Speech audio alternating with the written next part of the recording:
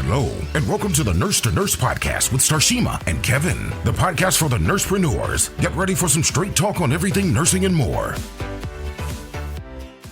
What's up, y'all? All right, welcome everybody. Welcome to the podcast, Nurse to Nurse. You got your Starshema RN, brand nurse coach. Welcome, Starshema. What's up, Kevin? Yeah, I'm Kevin at Central Valley Medical. I appreciate you guys coming. We're going to talk about a serious topic tonight, even though I'll fucking bust Starshema's ovaries and shit. But it's very important because we want to help you be sound. We want to make sure that you're ready to retire and get the fuck away from nursing someday, like I have. Yes, absolutely. Look at you. Wait, don't bust the ovaries. I've been good. How you been? I'll massage them if you want. I'm like, don't bust them. It's a lot of hormones. It's a lot of things that I need. It's a lot of things that I need in the ovaries. I don't want to get you in trouble and shit. I massage your nipples and your ovaries and stuff. Kevin, don't get in trouble on air like that. You're going to get us both in trouble. We got... But you know, what I respect about it is that it's just you and your personality, and you never take like anything negative from it. You know what I mean? Like, it's just really good to be human. You know, I was talking to my students and I just been a little bit different, right? I've been a little bit more open. I've been a little bit me. And I think about the times where you be like, Starshema, you just so damn censored, like open up, right? Yes. And I've unlayered censorship, but I feel like it's okay to be completely who you are and people accept who you are. So I appreciate you for bringing that side out of me. And I had one student who was coming back and she was like, you're a little bit more open this time around. Though. Yes, but that will help you. Like, I know, but they'll see you as human. They'll understand that you are a human and they'll listen to you more if you do that. I think they'll respect you more. They'll listen to you more. Now, I do get some grief. People don't like my cursing and stuff, but I tell them from the beginning of my class, if you don't like it, there's the fucking door. Don't let it hit you where the good Lord split you. I'll give you money back and shit, but I am me. I'm not going to change. As you should not, right? You should not change who you are to make other people feel comfortable around you. I agree with you with that. And I'm learning that more and more in life. And as I more build this brand and more as I become iconic, it's like the more authentic that I get, the more it seems like more impact that I'm able to make. Yeah, that's like truly, like when I get and say some raw things on social, like people like, hell yeah, girl. And I'm that's like, what they want. I was scared to say it. Right. That's exactly right. They're scared to say that stuff. Don't be scared to say it. Yeah. I know you might piss off a few people, but fuck them. Who gives a shit? Right. Like our topic tonight might irritate a few people, but I think that our topic is really geared to really just help nurses be prepared. And as we were talking in the green room before we started, is a lot of the things that we're going to talk about and unpack today around retirement was things that we didn't know about as a nurse. And it's things that we are learning and putting into practice to be able to move forward. So I want to ask the listeners today, thinking about retirement, you're a nurse, you've been leaning in, perhaps you've been nursing 5 years, 10 years, 20 years, 35 years, whatever that looks like. Do you know what is that number that you need as a nurse in retirement to be able to sustain your current lifestyle? Or are you interested in sustaining, or are you okay with declining in your lifestyle? Like, have you even thought about that? Right? Most people don't. They just live in life hoping shit works out for them. Yeah. No, it's true. I don't know if you remember, but in 2008, because we talked about this earlier, in 2008, a lot of nurses my age and older couldn't fucking retire because the stock market crashed and they lost everything in their 401. I lost personally. I can tell you, everybody, I lost everything in my 401(b) and 401k. And that's when I said, fuck it. I ain't worrying about that shit no more. Right. Like after all this time I've been saving. I did, and but my I lost money is, as long as I save quick, it left a hell of a lot quicker. Yeah. Wow. The average home price right now in Central California is about $400,000 to $500,000. So if you figured that out for, let's say we'll even do the lowest price just for your home, $400,000 divided by 12, that's about $33,000 a year divided by 30. That's about $1,200 you'll need just for your home. Wow. Even if you don't pay your home off because you're too busy spending money, let's say you did pay your home off. How much taxes are you going to pay every year for your home? Wow. And that's going to be, let me see, 400,000 times 1%. That's $4,000 a year. That's about maybe, let's see, 4,000 divided by 12. That's about $333 a month you're going to need just to pay your taxes. Wow. That's if they don't go up. Right. And then you think about like Social Security, And then like the little bit of money that you're saving, or if the market is so variable and once the stock market crash or money crashes, which a lot of people is losing right now too. Cost of living, inflation. And what did you tell me? What did you tell me today when you went to buy shit? Yeah, so I went to the store, y'all. Like, I love breakfast breaks. I don't know if you guys like those, but those are like my thing. Ain't nobody know what the fuck a breakfast break is. Well, they're these little containers. They have like, they come with different things, but I particularly like the almonds, the cranberries, and the cheese. Oh, yeah, like, I know. Okay, I got you. Okay. So they were generally like $7 for that shit? $7 for what 6 of them. What the fuck? Right. And when I got the thing, when I got it, I had like 3 almonds in it. And I said, y'all just gave me cranberries and cheese? Like, y'all play me like that. Like, you know what I mean? So everything is going up when I'm buying the kids. I eat those motherfuckers sometimes. $7 for that shit? Yes. And guess where it was at for $7? Where? Costco. Walmart. Oh, Walmart. Oh, shit. Yeah, but Walmart's having a lot of trouble right now. You know that, right? Sam? Do you know why Walmart's having a lot of trouble? No. Do you pay attention to the news? No, I try to stay away from it. I know, but it's important. You got to pay attention because what are people doing at Walmart, CVS, all these stores? Stealing, and so they're losing. I don't want to talk about the city, but Walmart, because it's not a racial thing, but Walmart closed down 4 stores in a particular city because they were getting robbed every day, 2 or 3 times a day. I believe it. And so because they're losing billions of dollars, they're closing stores and they're raising prices. And who's paying for that shit? We are. Starshema. Well, you know what? I said I was going to boycott Walmart. And the reason why I said I was going to boycott it, when I went, I don't like to call and push bails for my common things that I need as a citizen. Like, I just don't want to do it. And if I got to push a bail to get my washing powder, I was like, I'm done. You know, well, like why do I gotta fucking ring my own shit up? Why can't you ring that shit up for me? That's another pet peeve of mine. Don't you know I stand in the line to be served? No, I agree with you. Yeah, I just feel like it's you're paying $7 to ring this shit up yourself. Right? Like what the fuck, man? I know I'm 100% by that. I don't like that shit. I know. That's why I go to Walmart. I know I'm being lazy and shit, but look at me, ring my shit up, bitch. That's what you're there for. Right. If I got to do your job, I need a discount. I need an employee discount right there. Exactly, because I don't move as fast. I get pressure. I get anxiety because of people behind me. Not just that. Feeling like I'm taking too long. No, but not just that. But what really, this is a big thing that's happening. What could happen to you if you check yourself out? You can unscan. No. Right. You might accidentally not scan something and they're going to arrest you for fucking theft. That's a big thing that's happening right now. Yeah. I don't know if the stores are doing it on purpose or it's just a mistake or people are being assholes, but I don't want to do that. I worry about that because I don't want to fucking go to jail and shit because you lose your license.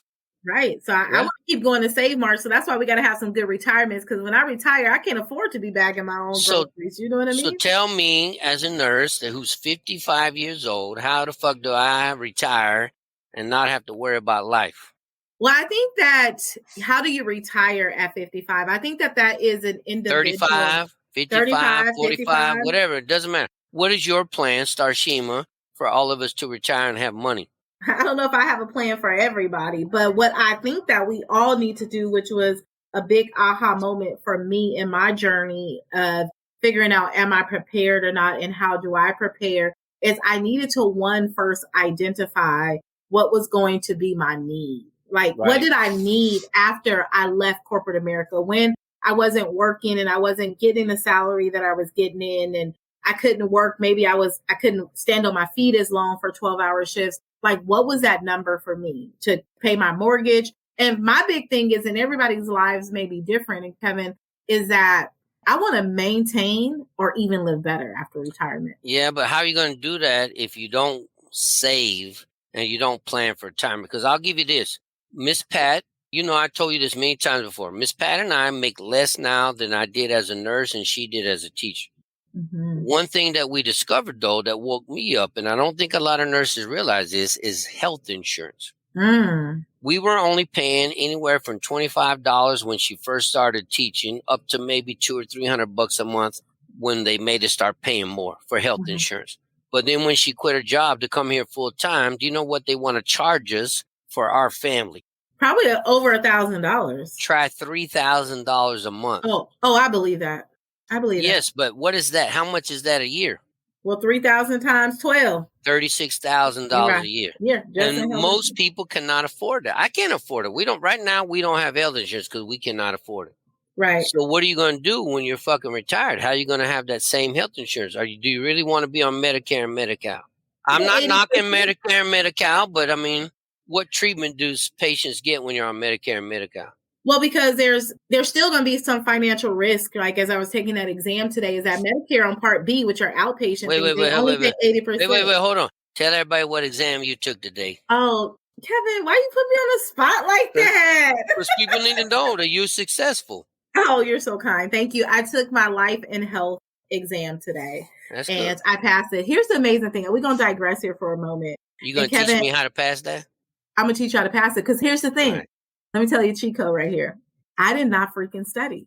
When I posted on my social media today that I need a miracle, I legit need a miracle. Because you know your good friend. You know we be busy, Kevin. You know we try to coordinate these days to get our recordings. We get fucking Jane Matters and shit because we wait till the last minute. So I didn't do it, Kevin. Like I didn't study. And that's like passed. I really need a miracle. But I passed. And so the cheat code is, hey, be that ER nurse that you are. We work great under pressure. Get up and show up. But one thing I told myself, I said, "Ooh, Starshema, you bad, girl. Like, you bad. You passed that test with no studying." See? But I am grateful. It's just a new journey that I'm embarking upon. I don't know where this journey is going to take me.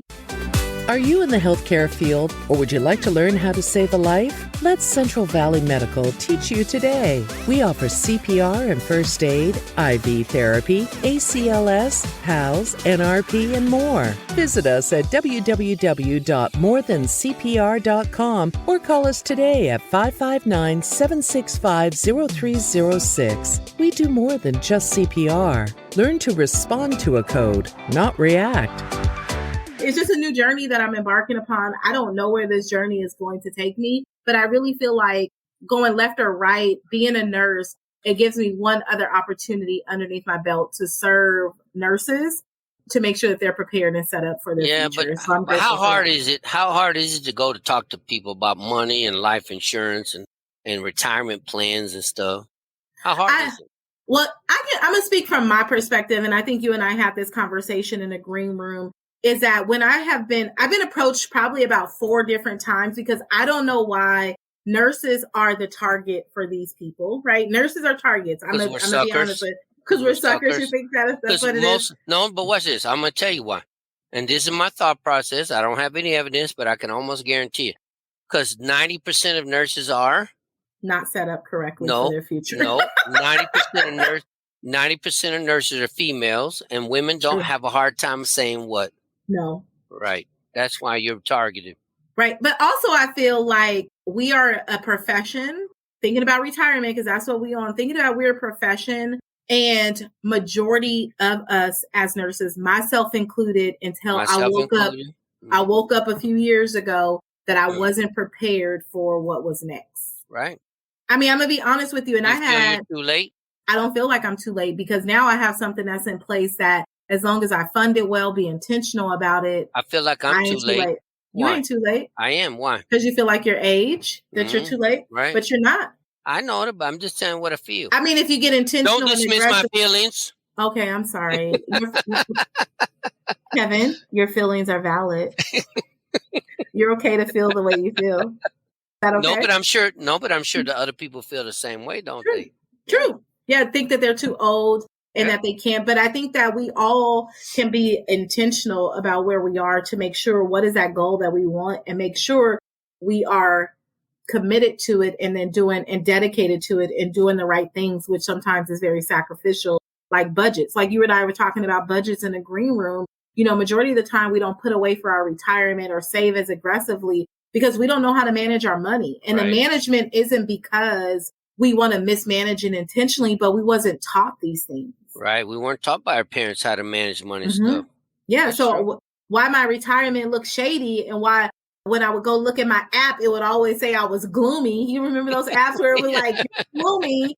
And I'm like, what the hell you mean I'm gloomy? And I'm putting my money away, but I wasn't doing it at the right rate to be able to reap the investment that I wanted at the very end. And so I think that we as nurses, we have to start thinking about what's next. We think about. So watch this. Yeah. 59% of Americans are one paycheck away from homelessness. I believe you. Especially now. And I'm surprised. Is that the recent number? Because especially Yes. now with inflation, like you look at rents right now, Okay. So March of 2022, 64%. If you want to be more accurate, 64%. Okay. I'm sure it's a little bit higher. That's a year ago. So I'm sure it's a little bit higher since it's inflation's rise. So maybe 65, 68%. Right. Because what we're finding, our money isn't going as far as it not just has that, went in the past. But this is my biggest pet peeve with nurses. What do they do? Like, were you ever a CNA? I was, yes. I started from the bottom. And then did you become an LVN or did you go straight to RN? I went to RN. Oh, so you're all fancy and shit.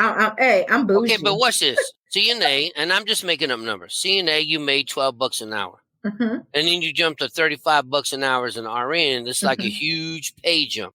And you're like, fucking shit, I'm fucking rich. Right. And you didn't learn to fucking hold back. You created this lifestyle that's way the fuck up here. Yeah. How you going to maintain that when you're fucking old and shit? You can't, but let's add some context to it. When you started in the hood too, and you really started making $35 an hour, you felt like, mama, I made it. Right. So no, but it's true though, right? Okay. Well, you spend like crazy. Yeah. And then you find yourself in what? In debt, How do you get out of that shit? And sometimes, I think like right now it's so hard to get unburied because when you used to have a little bit of extra to pay things down, people aren't having those extras anymore because it's being absorbed in things like groceries and feeding the family and necessities and soaps, for the home. But don't blame motherfuckers when you get in debt. Whose fault is it? Well, I think it's a decision that you made on your own. Yes. It's a decision you made on your own. So why did you make that decision though? Because you're trying to maintain that lifestyle. Yeah, but it's because I think you weren't taught how to manage money. I agree. We weren't taught to manage money. We weren't taught to manage our debt and shit. We were taught to just what? Spend it. Yeah, so that's where you and I are going to come in. You the financial guru now that you're working on being. But you're getting there, and you're going to help us do what? Get ourselves together. But I have to say that before I even decided to take this exam, it was things that I had practiced in my own life. Like you find some people who will go out and jump into something because somebody says it's the next big fad. You look at what's trending right now. Let's get into it. But wouldn't do anything, sell anything, promote anything that I haven't applied to my own life. Like when I come and say I'm the brand nurse coach, it's because I branded myself to be who I am. And when I think about these products, I'm like, I was just sharing with you in the green room, like, Kevin, like I put this little schmidget away and this little schmidget is growing for me. I know, but it's crazy. You know what I mean? Right. But nobody taught you about it. You learned on your own. You did your own. And so that's why all transparency, I don't have insurance. I don't even know what it's fucking called, license or whatever. I don't sell shit. So whatever I tell you is just what I feel and what I learned. You got to do your own motherfucking homework. Yeah. I'm telling you, Kevin doesn't believe in 401ks. I don't believe in 403bs. I don't believe in fucking Roth IRAs. I learned from research and experience and in what's called IULs. And I know you said in the green room you don't want to push IULs, but I think people should do their own research about that because that's what all the fucking rich people use. No, I was just saying, like, I ain't trying to sell them on the podcast. I know, but that's what they use. I'm being fair to you so people don't think you're trying to fucking be a huckster or whatever, but I'm just telling you that I know because I don't sell shit. Don't fucking listen to Kevin. Do your own fucking research, though. I really believe that. Like, IULs is the way every American should go, and we would upset the whole financial world if we did that shit. No, that's true. And when I get so mad because I remember being a new nurse, and this is how it's so relatable, y'all. When I tell y'all that I was a nurse and I didn't know. I remember Maria. She was a night shift nurse. And Maria got at me, and I was a new nurse, y'all. And I didn't understand really my money, the same thing that we talking about. And she got at me, and she was like, Starshema, I think you should really get this, X, Y, and Z. And she presented it to me, and she was telling me how it worked as far as in comparison to my 403B and all the things. And I just didn't get it. I said, girl, this girl trying to rob me. Like, No, I get that. I ain't doing it. So I ended up getting term with her and didn't get the IUL. But my children, we end up getting IULs for them. And I think I made that decision at the moment. It was still a blinded decision, but I think I made the decision because it was cheaper for them than it was for me. I can tell you that Miss Pat is the most cheapest motherfucker on the planet of the earth. She's the most skeptical. And what does she get? Did she get one? Yeah, because I did what? I said, this is what I feel. This is the research I did. Here it is. You do your own research. You go talk to the financial specialist. And she realized what I was saying was true. And so I think it's a very good tax benefit, a retirement benefit. And I don't feel that most people could go wrong, because that's what the most rich people do in America. Those are the vehicles they use to save their money and protect their money. I don't want to say hide, but hide. I'm just saying. Listen, but it's what they do with your money, because what do you think these banks are doing? The Bank of America's where y'all got y'all direct deposits going to, the Wells Fargo's where your deposits going to, the Chase banks. Guess where y'all money is tied in at? Look up the word fractional lending, because that's what banks do. Yeah. And they own these life insurance policies that they put y'all money. Yeah.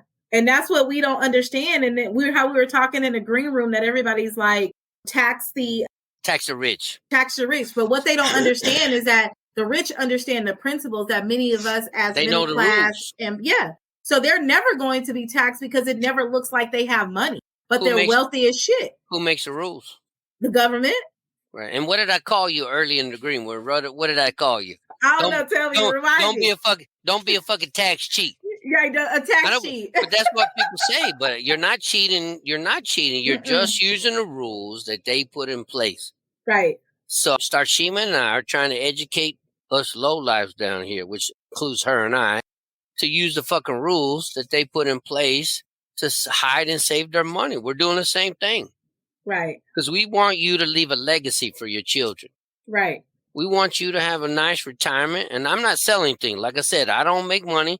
I'm not pushing Starshema because I don't know if she's I'm not selling anything on here. I'm not good at I don't know if Starshema's a fucking good IUL person or not. I don't know that. I'm just sharing my passion and what I know from my research. Yeah. If you want to, contact the rest. She'll help you out. Otherwise, tell me and I'll give you a couple of other names of shit if you don't trust her rest. Yeah. Listen to the podcast and not trusting me. Let me tell y'all, we're about to level up with our retirements, living these lives, right? What did I tell you about financial analysts? What did I tell you I didn't like? Yeah, you were talking about, and I totally agree with you. Like, I side with you on this, and I think that people should be more mindful about that, is the open up and sharing. Now, I think that there should be a balance. You should find somebody that you trust, because you need to be in charge of your future. So you need to know where your retirement stands. But also on the other side, for these agents who are approaching people, make sure you know your people. Make sure you build relationship and trust. Because just as Kevin said, I feel the exact same way. I'm going to give y'all a story. I had a young lady who got in my inbox. I said got in my inbox. So that means that she hacked your shit? She hacked my shit. You know what I mean? No. She reached out to me in my inbox, and it was wanting to reach out to me about, one, a business opportunity to work with her doing this, and then also to sell me. So I am always, as majority of us are, because looking at the state of the world and look how hard we work for what we have, right? That I am not going to just willy-nilly entrust my social security number or my financial information with anybody. Like, you'll be foolish to do something like that. And so it threw me off, but I was willing to have the conversation with the understanding that I was just doing it and I was going to burn an hour of my time. But I learned from that as a business person, not knowing that I'll be where I am today, is that when you are asking for financial information, you have to have trust with people. Right. They have to know you. You ask for a lot of information. Sometimes I think about one of my good friends who set up one of my IULs for me. I was like, I must trust you, girl, because you know how much money I make. You know my routing number. Right. You know my social security number. You know my birth. But you have to think about those things, you know. And when you're building that trusting relationship, so I understand where the skepticism come from, just like you and I talked about, and it's totally relatable. It doesn't change because this is a field that I'm navigating into. It is so important to be cautious with your information because it's schemers and scammers everywhere. They want to steal everything from you, right? Right. Yeah. But I hope that you find a good balance, that it doesn't stop you for setting yourself up for your retirement, for your lack of trust. Make sure you find somebody that you can trust to go and get you what you need so that your future, your children's future, your great grandkids' future looks different. Why did you and I get together? Because we talked about this from the beginning. You asked me some questions. I don't even remember exactly how we got together, but we talked a lot about this when we first met. Mm-hmm. You asked me some questions, and I always told people I am building a legacy for my kids. Mm-hmm. My parents didn't do that. Their parents didn't do that for them. When I die, I want to leave a legacy for my kids. All those old rich white people like the Rockefellers and shit, why are they so still wealthy? Because they built a legacy. Not just did they build it, they built a legacy, but they educated their kids on what to do with that legacy. Right. And here's speaking about legacy. When you say legacy, sometimes not always, but many times people attach legacy to money. But legacy is also knowledge. That's why Rockefellers, like you're saying, Rockefellers keeps it going. How many times is Rockefeller name still here through how many generations? Right. And one financial person asked me, and this was powerful, like 2 of the most important dates in life is when you're born and the last day your name is mentioned in your family. Right. Like, do you know who your great grandmother is? I do. I don't. I do. Her name ain't mentioned. Where was the legacy, right? Only because I looked and researched. Okay, but it wasn't Nobody something that was talked about. Nope, nobody taught me about it. They didn't even talk about my grandmother. Right. And then you wanted to be like, I mean, I knew my grandmother because that was my mom's mom, but I didn't know my grandmother's mom. Like, she never talked about it. I want my kids to talk about the Stansberry family. We are the Stansberrys. We are a team. And we're going to fucking thrive, and we're going to be remembered throughout the length of time. Right. What did the fucking Stansberrys do for this world? Right. And how the Stansberrys leading on and telling their children that that their children is going to bet in their children. Yes. That when you and Miss Pat is no longer here, Grandpa Kevin, great Grandpa Kevin, right. That's right. And that's like mimicking what the Rockefellers are doing, looking at that success. But one twisted thing that I heard, Kevin, and it's just different speaking about this. Do you know that some people don't care about their retirement? They don't care what their future looks like because they feel like their children and grandchildren should work as hard as they have. I got you. Gordon Ramsay's like that. He talks about that. He's worth $1 billion something, like a lot of fucking money, billions of dollars. And he said, I'm not leaving my kids fucking shit. Well, hopefully he leaves it to a trust. He says, I'm not leaving them shit because they need to work as hard as I did to make what I did. And I get what he's saying. I totally get it, but I think it's wrong because I think he should have taken the time to educate his kids. I think he should have built a trust and educate them on how to fucking let that legacy go on and on and on. Because if he educates his kids, what could they do with that trust? Build it even bigger. Right. Build it even bigger and help communities and stuff. Right. The neighborhoods. I don't think about just Kevin. I think about my community. I do a lot to help Madera, California. Absolutely. You love Madera, huh? I do. Our company just donated. I won't tell you much, but our company donated, and we don't get anything out of it. But we donated to the Madera Farmers Market. Look at you all. Way to give back. What do I get for the fucking farmers market? What's that fancy term? That's philanthropic. Yeah, I am. Philanthropist. Right, I am. Because I love it. We have in Madera County, we're fucking 70% of people on Medicare and Medi-Cal. We don't have a lot of money. We don't have a lot of tax base. So what do the ladies do with the Madera Farmers Market? Well, she taught me. She says, if you're on Medicare and Medi-Cal, you're on food stamps, you get $35 of money to spend at the farmers market to get fresh fruits and vegetables. How can I not help people if that's helping them to be healthy? We're keeping them out of the hospital. You know what I mean? That's awesome. Way to go. Congratulations. And she asked me, what do you want us to do to help you? And I said, nothing. You don't need to do nothing. I'm here to help you. Paying it forward. I appreciate, I believe in karma because if I help you, somewhere somebody's going to see me and they're going to come back and say, that son of a bitch, let's help his ass. Well, it's law. Like what you want more of, you give more of. And people hold everything so tight and they wonder why they don't get much back. But once you let it out, give more of what you want. Whatever energy you put out into the universe, you're going to get back. Yep. And I believe people don't get that. Yeah. So put y'all money out there, right? Put yourselves up for retirement. Know what y'all numbers are, so make sure at the end y'all get that back, and then y'all kids have to change it. So I asked you this earlier. What is the average rate of return on a 401k? About 4 to 8%. What is that depends on what? Go ahead, yeah. The market, because right now it's changing. You're losing your money. So many people are losing money right now. What's the average return over the last 20 to 30 years? Average return 20, 30 years on the IUL. I believe it's 10 to 12%. Right. And it can be more. It can be as high as 26, but it's never dropped more than 9.6% or some shit like that. Yep. And is it affected by the market? Nope. And if you borrow the money that you put in, is it tax-free? Yes, it is. And when you die? Tax-free. See? You can still get your benefits. What happens if you leave a 401k or 403b to your kids? It's going to be taxed. See, and that's what people need to understand. And you learn the system of the game of the fucking wealthiest people in the world. Learn the fucking game of the 1% so you can fucking be in the same game. It's not hard.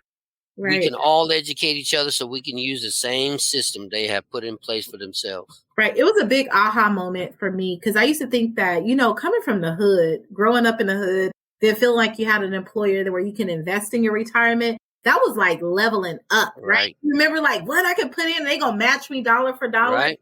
But then when I think about like what I know now, like the 403Bs and the 401Ks are not set up to benefit us. They're set up to benefit the employer. Right. That's because true. They get the tax benefits because you're putting your money in pre-tax, which means that in the next 20 years, when you pull it out, you're going to pay those 20-year advancement taxes on it. So I talk about this all the time. I wish nurses would be more financially savvy because they get mad at hospitals for paying travelers $100 an hour when they only pay you 30. And I'm just making up numbers. Okay. Why does it benefit an employee to pay you, a traveler, $100 an hour, and an employee, they still lose money when they pay the employee $30 an hour? Because all the benefits that they have behind the scenes. That's not even the number one reason. What's the number one reason? What does an employer not have to pay when you're a traveler? Taxes? What taxes, though? Was it like federal taxes? Payroll taxes. That's right. So just on that alone, they save millions of dollars. And then on top of that, you add what you said, benefits. But if you had 2,000 employees and you're paying $1,000 every 2 weeks, how much money is that just in payroll tax? And then on top of that, benefits, workers' comp, they don't have to pay any of that. That's why they love travelers. That makes sense. Because it's a tax write-off. It's a business decision. They don't give it. But they don't give a shit about the patient. They don't give a shit about you. They can say whatever they want, but they're full of shit. They're in it for the business. Yeah. Oh, sure. Well, every business is in it for the business because but you figure healthcare would be in it for the patient, but they're not. They're in it for the business. They don't give a fuck about you. They don't give a shit about the patient. They only care about the financial dollar. Yes. And that's where nurses need to educate themselves and understand that they need to take care of themselves financially. Right. And then have we even thought about like things like long-term insurance? Nope. I do. I have it. I use Aflac. I'm not promoting Aflac, but I use Aflac. Yeah. So if anything happens, like I know in one policy that Maria set up for me, and the reason why I won't cancel it because it's a term life policy, but it has like living benefits of things like that you get if something happened to you while you're living. Like, do we even have ourselves like, I was having a conversation with a family member. I was like, if life changes for you right now, what happens to your family? What are you going to do, right? Well, asking Miss Pat Desert, what the fuck you going to do if you die and shit? How am I going to take care of the kids and the business and all that? If I die right now, what are you going to fucking do? Like how we got to think about that, but nobody likes to talk about it because nobody wants to talk about what? Death or injury. But it's inevitable for everybody. And we as nurses, we have to start thinking about that. Like, I think that that's important things for us to think about and taking charge, because what is the purpose of us working so hard and then living poor lives in the end? Right. Like I told you, Kevin, my goal is to sustain my quality of life, if not live better. Like that's my goal. I'm going to be a pimp when I'm fucking retired. Wait a minute, not the pimp though. You going to be paying them? They're going to be paying you. Both. I'm going to bring out my pimp hat and shit. You got the cane too? I got my cane too. You gonna pimp out the cane? Yep. Yeah. Bitch can't get $1. Look at me. Bitch can't get $1 out of me. Where my money at? Bring me my money. Run me my money. Oh my goodness. I'll be running a game up in a nursing home and shit. Watch. Wait, not in a nursing home. Look at me. Right down there, room 500. That's fucking Starshema, $50. Over here is Tina. That's fucking $25. See? Look at that. Running it up in the nursing home, getting all our little coins that we got left, right? It's the money, man. It's the money. It's, the ability to be able to continue to generate wealth and bring different avenues of income in. I love it. I'm and a if hustler. Pimp ain't gonna do it for you, it's gonna do it. Pimping ain't that. free, baby. Pimping ain't free. It ain't easy. I heard it ain't either, easy either, right? Well, I don't know. It's easy to me, but it's just not free as shit. You got to pay the pimp. Oh, well, that's what they say it's about. But then the pimp got to take care of his. Okay. I will. That's expensive. I mean, it's that give and taking. Like in a company, a business got to take care of its employees. Look so at me. Employees look, continue to bring the money. Don't make me. Oh, not backhand. No pimp slap on them. Don't do that. Domestic violence around here. No. Yes, we don't want domestic violence. No domestic violence. We oppose domestic violence. We are opposed to it. You are too funny, Kevin. So I love the conversation, and I think that I was sharing with you in the green room what really sparked this conversation or thought when we were thinking about what we're going to talk about today is because, yes, I think about these things and I think like, oh, well, maybe not everybody needs what I have, and maybe I'm just late, right? I'm late to the show and everybody else got it figured out. But I ran into a nurse that I work with. She must be in her mid to late 60s. And I was like, hey, so like when you leave a bedside, you see all these younger people transitioning, right. You're still hanging out. That's true. And she was like, I can't. I'm like, what the hell you mean you can't? Like, because sometimes people want to work to keep their identity, things that they're associated with. I was like, what do you mean? She was like, I don't have no money to retire. I need to work to live. I need my health insurance. And I was like, wow, like this woman who's been a nurse for years, 65, mid to late 60s, and is not ready yet. And I should not say not ready. I meant it in a way that she cannot, like she feel like she cannot live unless she is working. It's true though. That's true. And I was But I think that not just when you invest in stuff and you invest for the future, you have to be diverse. Invest in real estate. Real estate is always good. We get stuck and we only invest here in America, but I think you should invest in other countries. I know this may not be popular, but I got money in China. I got money in Japan. I got money all around the world and shit because emerging markets. It's called emerging markets. Don't be shy to look at elsewhere too. Like we're not the only person in the fucking world. Like diverse. Yeah. I actually have a couple of nurses. Actually, one is a nurse, and then one is actually I'm getting ready to do a conference with in October, the Millionaire Mindset Conference. She's an international investor. She's the flipper queen. So she's flipping houses and getting money. And then one of the nurses that I follow, she showed me that I don't know if it was Ghana, don't let me misquote it, but the properties was $100,000. Mm-hmm. Like, you know what I mean? Like internationally in comparison to what you say the average home now, you can go to other countries and buy homes cheaper, flip it and use it as an Airbnb. Mm-hmm. You can rent it, you can sell it, and you can write it off. I mean, people are so limited, they're very narrow-minded. Mm-hmm. So you got to open up your world. Gold and silver is a good investment. True. Always keep all those gold. Always diverse and stuff. Always. So looking like that's what Kevin's like, diversifying your portfolio. Like if you're saying, Starshema, I can't put it away now, but what can I invest here to be able to make more money? Much. Start somewhere. $5 a month, $10 a month. Start somewhere. True. Yeah, like these hedge funds accounts and all these different account things that people are investing small amounts of money in, and they're doubling. You'd be surprised though when you go overseas how much land or a house you could buy for the US dollar while it's still valuable. Right. And I think over here in California, I know Cali, like we think we got it together, but y'all, we late. We're late. We are late to the show. And I think what California, in some parts of the world, other parts of the world, is that we're so microwave. Nobody wants to sit on it and wait on it. That's why we're not prepared for our retirement. We want everything right now and stuff. Now. But if we sit on $5 for the next 20 years and let it grow and accumulate, what does that look like? Like we have to be able to see that. And so far beyond just a 403B and a 401k. I agree with that. Sustain life. Yeah. Absolutely. All right. I think this was a good conversation. I appreciate it. Yeah, I had a good time. I love money and stuff. So I love finance. I love retirement. I love talking about this. I wish that I would have learned more about it when I was younger, because I'd be off the hook rich. I'd be a Rockefeller right now. Right. It's like we're just getting started, but like you said earlier, like so many people think that it's too late, but it ain't too late. The thing I'm never is now gonna it's just grow a old, start. and I'm never gonna die. You're never gonna grow old, and you're gonna live on. I'm gonna live forever. I'm gonna be like I'm gonna be like fucking Methuselah. I'm gonna be 900,000 years old and shit. Fuck it. Well, you know, as long as it's in your spirit and you feel like you can do that, I would never say anything else otherwise. Watch me and shit. I'm gonna have lots of wives, lots of Sanchas and shit. Wives and Sanchas. Oh my goodness. The 3 W's: wine, women, and weed, baby. Just keep that heart. Just keep that heart going. I went to the soccer game yesterday with Abby, and the guy, he's younger than me. He looked at me. He's like, "How old are you?" I'm like, "I'm 55 and shit." No way. I thought you was 38. I'm like, shit. See, so don't worry. I can keep up with these young motherfuckers. All right. Well, keep up with them then. Keep up with them. All right, y'all. I appreciate it. Thank you very much. I hope you guys have a great night. Don't forget Starshema, brand nurse coach on Twitter.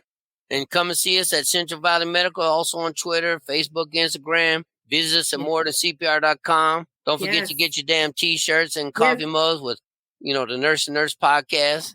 Yes, support the brand. And I just want to tell Kevin, what they're doing over at Central Valley Medical is absolutely amazing. I think I went and looked at your social media profile, and it was good to see some familiar faces. And there's not one or two, but multiple.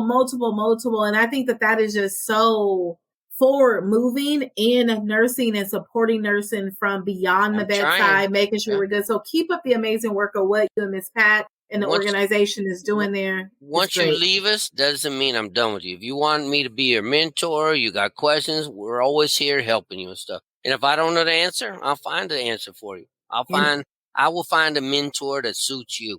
Yes, absolutely. Because you know what Kevin always tell me? I got to do my research. I do. Numbers don't fucking lie. That is the truth. He is a man, and if you don't know, he's gonna go get it. All right, y'all. Thank y'all for tuning in. Thank you, guys. I appreciate you. We'll talk to y'all soon. Thank you. Take care. Bye-bye.